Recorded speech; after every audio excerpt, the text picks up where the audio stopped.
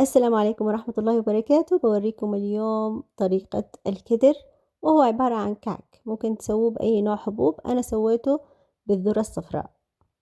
طبعا زمان كانوا يسووه بخميرة طبيعية ويعجنوه من الليل واليوم الثاني يخبزوه.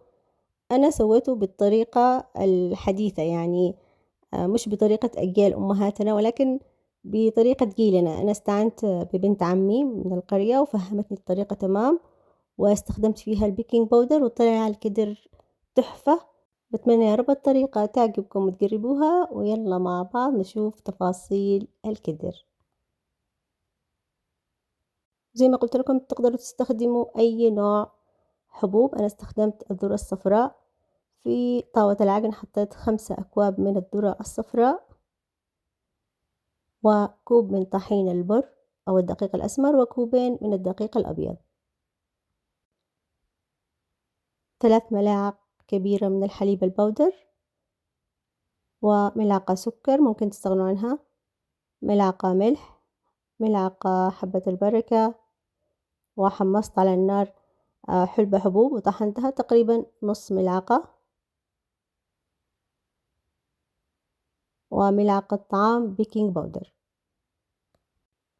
بيكون في معايا كوب سمن. هنا ما مليت الكوب سمن عادي، يعني سمن القمرية، وأضفت ملعقتين من السمن البلدي. بسخنهم مجرد تسخين على النار، وبصبه على المقادير السابقة. إذا حبيتم الكدر يكون مرة قاسي فسخنوا السمن لحد التدخين. أنا بس هنا سيحته وبقلبه بالملعقة، وببدأ مرحلة العجن. هنا بكون أضيف الماء وأعجن. استخدمت تقريبا 3 أكواب ونص. لازم نعجن الكدر تمام لين ما تنعم العجينة. هي طبعا ما بتنعم بالشكل كامل لأنه كمية طحين الذرة الصفراء كبيرة، بس بظل أعجن تقريبا 5 دقائق. هنا كنت أسوي كذا شوية ماء بيدي وأعجن وأعجن لين ما صارت معايا بهذا الشكل. والحلو في القدر هذا إنه خلاص يعني ما بخليه يرتاح، على طول بكوره إلى كرات. زي ما قلت لكم زمان كانوا يسووا له خميرة طبيعية ويعجنوه من الليل، لكن يعني البيكنج باودر سهل لنا هذه الأمور. والخميرة لو سويتم خميرة فورية بينتفخ الكدر ما بيكون حلو، فخلوه بس بيكنج باودر.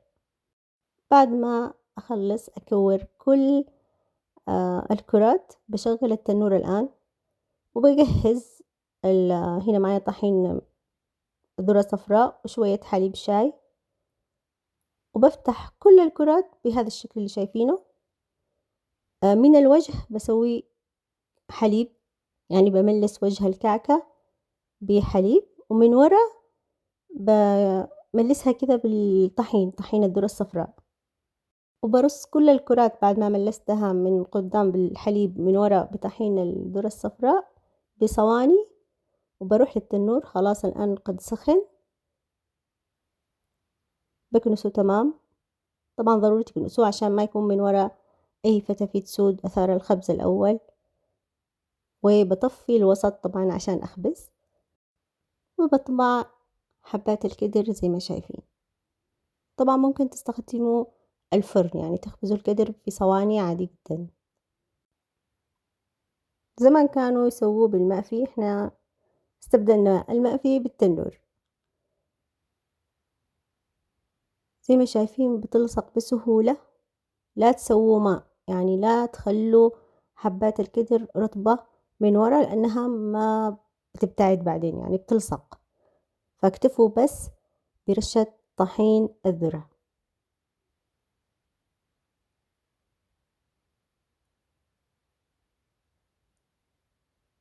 الآن خلاص خلصت. بفتح نار الوسط، بوزن نار الأطراف، بخليها يعني متوسطة، واللي بالوسط واطية، يعني نقصوها تمام عشان يشحط الكدر. الآن خلاص بغطي التنور وأخليهم لين ما يحمروا. أول ما سمعت واحدة طاحت عرفت إنه خلاص حمر. شوفوا كيف بدأوا يطيحوا، خلاص استوى الكدر. فبطفي النار. اللي طاحوا كذا ركزتهم على أطراف التنور عشان يبرد الكدر في التنور. بخليه لين ما يبرد التنور تماما. هنا حبيت أوريكم اللي طاحت فيه لسه حارة. خلاص برجعها مكانها وبغطي التنور لين ما يبرد التنور تماما.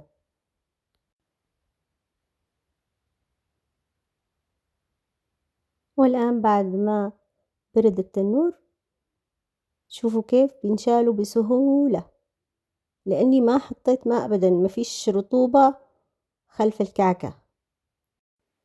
وبكمل أشيل كل حبات الكدر من التنور، وبكذا خلاص الكدر صار جاهز.